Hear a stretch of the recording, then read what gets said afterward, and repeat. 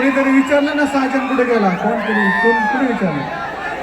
प्राजक्त मॅडमला आणायला गेलो. मला वाटलं गेला काय केलं कुणी काळजी नाही.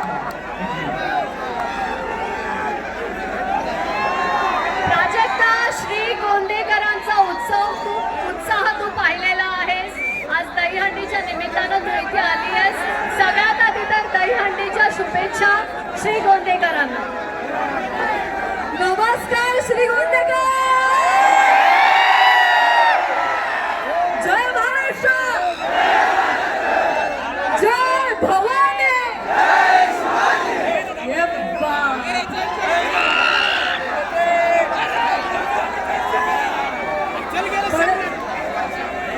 सगळ्यांनी एकदा जोरदार टाळ्या वाजवल्या पाहिजेत साजन दादांसाठी.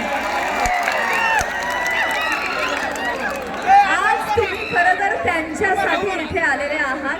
तुम्ही आले